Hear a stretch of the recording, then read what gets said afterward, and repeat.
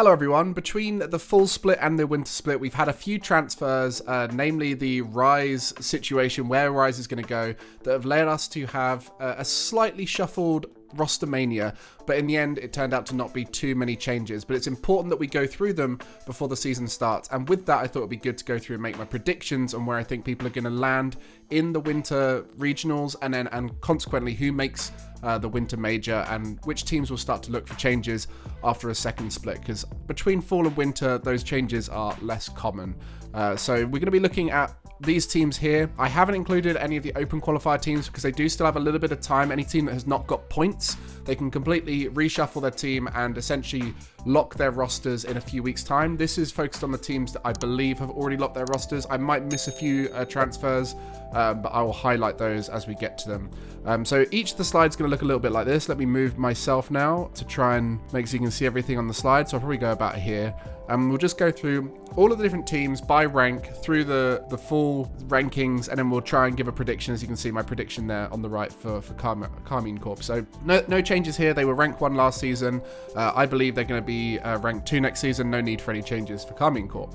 Moist, this was the big change here. So they were ranked 2 last season. In particular, had a great major. They weren't as good online, and we saw Rise was set to leave to go over to version 1, and until just yesterday, in fact, so the roster lock was yesterday, changed his mind and has instead gone to Oxygen, and in replacement of Rise they've got Juicy in at Moist. Had a bit of a chance to try out with this because Rise knew he was going to be leaving for a little while. Juicy, a great player, played on Heat before. I'm feeling like there's probably better players out there, but of course it's down to the synergy of the team. So if they believe that Juicy fits with his team well, you know, French speaker with Astral working there, maybe plays a similar-ish role to what Rise did, offers the stability there, but also mechanical. We'll see how that comes through. I predict them to be 8th next season. Still think they're going to be a good team, still going to be threatening, getting lots of big upsets, but as an online team goes, they weren't that strong before, and Rise was definitely one of the best players in Europe last split, so to lose him is a big loss. Big shoes to fill from Juicy. And then Oxygen came 3rd last split, had an amazing run with Oli, a little bit inconsistent, definitely a lack of synergy with the way they played. They seemed to be very mechanical, great highlight plays, lacked that synergy needed to be a top team, and by bringing Rise in, I believe that will be the formula needed to make Archie and Joris really stand out. Rise, a great player to play around, very easy at filling in the gaps, and that's exactly what Archie and Joris needed. Oli was struggling a little bit with this role. I think Oli should try and sneak into a roster now. I mean, I don't know if he managed to get it in just before roster lock, but he got screwed over last moment, was left out in the dust, not able to find a team. So Oli, a great free agent available. Maybe he'll join a open qualifier team. Like I said, they got a bit more time to prepare and could find himself on a roster that gets some upsets through the open system. But yes, this is a massive improvement for Oxygen. They already looked pretty good last split. They should have gone further in the major. They should have been a top 4, top 2 team. But unfortunately, the inconsistency there and lack of comfort with Oli on the team showed, whereas Rise could really make this team one of the best in the world. So I'm predicting them number 1 next split. Team Liquid, no changes needed here. Still look really good. Very unique playstyle. Won a regional. Did well at the major. Narrowly missed out on top 4. I'm predicting them to be 4th again. Could be a team that pushes into 3rd, maybe 2nd, but I think 4th is a pretty safe spot for them. I believe they will have a bad regional or 2, but they could do very well in 1 or 2 of them as well, you know? So it's hard to know with them. They have a bit of inconsistency with their playstyle. Quadrant, they were 5th. They started strong. They looked good off the bat. They were definitely one of the teams that solidified earlier in preparation, and they worked hard because of it. You know, the British synergy there, the UK synergy came through. They look good, but they don't look threatening and scary. I think they're going to be a really good standard setter for the region, where if you can beat Quadrant, you start pushing into that top set of teams, and I think they're going to settle around that 6th mark. I reckon they're one of those teams, if they make the major, it will be more due to other teams underperforming and less down to them performing super well. And there are teams like BDS that I think will be coming through this split a little bit stronger, so there's going to be a little bit of a push out for Quadrant. They're going to have to step up a level, and I am concerned at the potential of this team to step up another level without a roster move. So I think this could be a team that you might potentially see transfer window activity between the next 2 splits. G1, ranked number 6, narrowly missing out on the major. Mark by 8 Atomic Dorito looked really good at times, just lacked that next level factor, and I think now that Mark by 8's had another split to play and he'll be feeling a bit more settled in. I think Dorito's still improving, Atomic's still improving.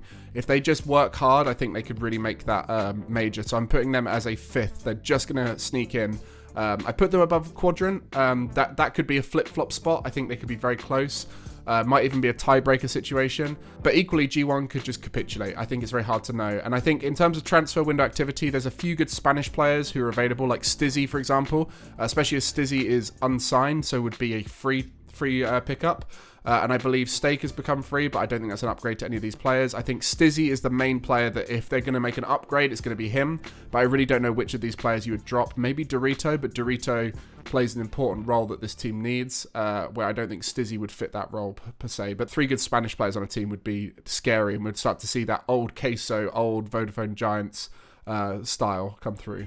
Evil Geniuses, I just think they're going to be a similar spot. I think they're, again, similar to what I said about Quadrant. They're a team that if you're beating them, you're starting to push into that major contention. If you're losing to them, you're not making top 8. So they finished 7th last season. They look good. Togs was a great addition. They just didn't have that scary factor that made them stand out. I think if they want to, they need to step up their whole process behind the scenes, whether they get in person together more. I don't know exactly what it is. They have the ability to sneak into a major and get top 5, but this current team just doesn't seem scary enough to me, and they need to do something about that. Speaking of scary, this is a team that wasn't very scary last split, but definitely will be this split in my mind. They had an off split, they had that post-championship fallout, the arrival fallacy, or whatever you want to call it. So a top team, whenever they win something big, they can often fall into post-tournament sadness and depression, whatever you want to call it. And we saw very openly Monkey Moon spoke about how much he was struggling. I believe the whole team was struggling. I got to hang out with Mew quite a lot at the esports awards, and it sounds like they're ready to bounce back, and Monkey Moon's finding ways to make himself happy that aren't just Rocket League. So scary to have Monkey Moon back on top. Seiko and Extra, amazing players. Extra met the major. He's very motivated again, and like missing out on a major is enough to remotivate these kind of players. And like they're still amazing at Rocket League. It wasn't that they were bad at Rocket League, it was that they were bad at performing last split. They still managed to get 8. They still managed to get lots of wins, but they just had really dumb losses, didn't create enough goals, they weren't very creative, and I think they're going to bounce back and get into that top 5 again. We'll see BDS in San Diego. Vitality, this is a weird one because they've got this whole Zen situation, right? Like, Zen is not in RLCS until February 2023, so I don't know if that will mean he'll get to play at any point during this split. I'm not sure if that means he can play in like Regional 3 or something. But these guys were so inconsistent. Didn't make the first regional, came second at the second regional, and I can't remember exactly what happened in the last one, but these 3 are very good players, but they didn't seem to play well together. They've got that Zen looming factor, which is scary.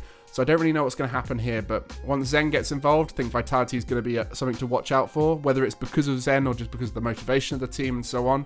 I'm predicting them to be 9th again, but really this is an unknown factor just because the situation for them is so unprecedented. Tundra, they came 9th. I think they had some good performances. I think a lot of that was down to underperformances from other people. They beat Oxygen when Oxygen underperformed. They had some good wins like that. I think Raziers is an amazing talent. I think Rizex and Casio, they need to step up a lot if they want to perform at the top level. I think Raziers is in a really good spot where if he starts doing well, Tundra might try and build around him, or they might be able to sell him for big money to another team. Especially I think Raziers has expressed interest in going to North America. So I think this team has talent on it, but I am concerned around the Rizex Casio combination. Like, this is a place where Oli would fit beautifully in my mind. Put Oli in place of Rizex, and I think that team becomes really scary. Casio's a tough one as well because he offers so much outside the game, which I don't think people fully appreciate. But in-game is still lacking a little bit of that full fear factor. He can rush a little bit. He's easier to punish. He's less versatile and so on. So interesting there. Same thing with Rizex. So really uncertain about Tundra, but I think they're going to drop down to about 11th. So there'll be that, making it reasonably far team. We've also got to remember different formats, so things might change up. Algeria, highest performing unsigned team, were rank 11. VK Selen, Ocelon, Stizzy. I mentioned Stizzy earlier, an amazing individual player. Ocelon and VK Selen are really solid players. I was interested that this 2 Spanish and other player situation was happening. I feel like we're moving towards single language teams a little bit more. But obviously it's working there, and these guys better get signed, because if they're not, I mean, even just signing this team so that you sign Stizzy is enough value in my mind. But yeah, Algeria, I think they're going to be 12th next split. I think they're doing all right, but I think there's other teams that are threatening more than Algeria. Solary, K. Fairy Peak, Chaussette, they look good, but they're just a bit behind the times. I think now that people know how to play against them, I think they're just going to be a solid team that wins games occasionally, punishes teams that are underperforming, but they're not going to be beating many teams. No transfer window activity there. Winter prediction 14th. Sonics. So this is an interesting one. So you might be looking at here and being, that's not the Sonics roster. So Sonics dropped Tho, Mike Boy, and Metsonoris and picked up Monkeys, which is RG Methane Smokes. I don't know if that was a smart decision. I don't think they've upgraded much. They've upgraded a little bit, 12th. I think they're going to be 13th next split. But, RG Methane, solid players. Smoke's got some potential for the future. So we'll see how Sonics do. Williams Resolve. So I predict them to go up. So they were 14th last split. Early on in the split, they showed a lot of promise, going really, really well in that first qualifier, top 16 invitational, where they beat a lot of top teams. I think they played the top 5 ranked teams in Europe and almost made it through. So, they got a lot of potential there. I think Noah Saki's really one for the future as he starts settling in. I think he can do some real business. And I think this team has a lot of support and is developing in the right ways. I predict them to go up a little bit. Not much. I think they're only going to get up to sort of 10th. But I think this is a team that's going to improve. I might be completely wrong, and then we might see some transfer window activity next split. I think the one player in here who really needs to show up is Flame, because he's looked as one of the weakest players on his teams that he's been on for the last few splits. And I think for him, he really needs to step up his mechanics and versatility, because at the moment he's a solid player, but you can't have solid players in RLCS. You need standout players. So X-Sonics, though, Mike Boy, Metza, I don't know if they're making any transfer window changes. They were ranked 15 last split, right at the bottom. This could be Oli in for Metza, maybe, as a last-minute switcheroonie.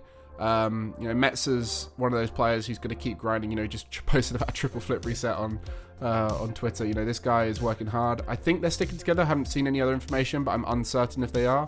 I thought they might make a switch. Maybe Oli could be the fit there. The Dutch players do tend to stick together, and like Oli would be an upgrade to any of these players, for example. So, and they're unsigned now. This is the old Sonics team. I couldn't find a logo for it, so I just scuffed up the Sonics logo. Heat. So Heat have lost Juicy. Juicy's gone to Moist, and I don't think they've announced the replacement for it.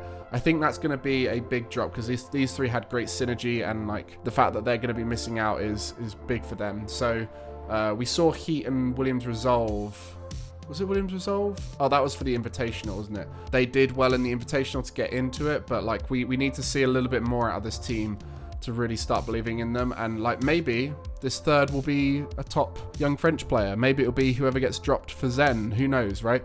We don't know in the future, but like right now it's to be confirmed. So keep a lookout for Heat. I think they're going to go down though. They're going to be out of that top 16 contention after that swap. So that was pretty much it. Sorry for the white screen boom, but these are the other teams to watch out for. So these are the open qualifier teams who did make a regional at some point. There was 4 teams that made a regional that were not consistent enough to get into the final, the top 16 invitational. Team Go just missed out on it in the 3-way tie. So Team Go being Ukis, Whiskey Drink, and Econ. They could very easily have one of those players get sniped by Heat, I feel like.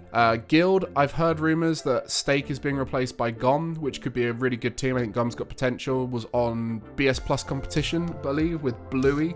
Gom coming in for Stake, I think that's an upgrade. So Guild, I think, are one of the teams that has potential to make it into that top 8. I think Acro look really good. I got a chance to cast their first regional that they were in, and they look solid. Like, they look really good, but they just capitulated. So with the right support, I think this team could go places. Luis P, always been a solid player, ones player. Acro's got a lot of promise, and Gom is a good player too. So potential there. I'm wearing my Endpoint hoodie here. So Endpoint here, I don't know if they've got the potential. I think Crispy and Emre definitely players to watch for the future. Devo, he's always been that player who's solid, but not offering enough to bring a team to the top. But we'll see what happens with Devo. For the last year or two, he's been a solid player and on the right team can perform, but he's not as versatile as a lot of the modern top players. And then we've got another 2 Spanish, non-Spanish player. You know, there's a few of these around. Hibs' team, Hibs dying Lassa. But I think they very much could be a scary open qualifier team built around Oli. So I think that's something to watch out for. If Oli's been screwed over by the transfer window, he does have a little bit of extra time now to work with players who aren't on this list to try and find a way in. And there's a lot of ranked warriors out there. You know, the likes of what happened to Seiko, how Seiko got into a top team, just being good in ranked. So we might see a player come through the ranks, join up with Oli, and then we see them push through into that top rank. So that's my predictions. I think the biggest one to watch out for will be BDS's bounce back and where Moist land. I've predicted them 8th. I really don't know what could happen here. This team could pop off. We know Astral and Joyo are top players.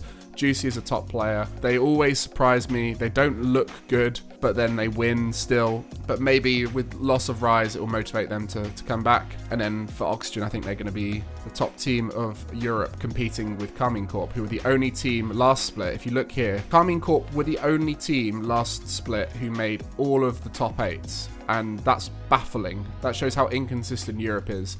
And they made all the finals as well, which is crazy. You know, like Moist didn't make top 8 in the final one there. Oxygen didn't make top 8 in the middle one. Liquid middle one.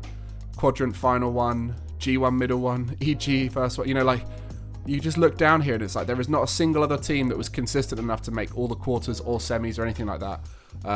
So Europe is very inconsistent, and what I want to see this next split is some more consistent teams. I think Oxygen, Liquid, BDS could be those teams that all make every top 8 with a new format as well.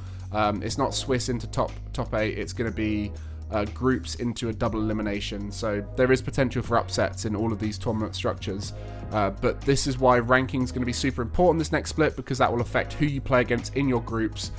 So BDS might actually have quite a tough run to make it back into the top, because they now will be lower seeded and therefore have to play against higher seeded teams. So we'll see what happens. This can be a really interesting split. Not too many roster moves, despite all the chattering. North America is definitely going to be a bit more interesting.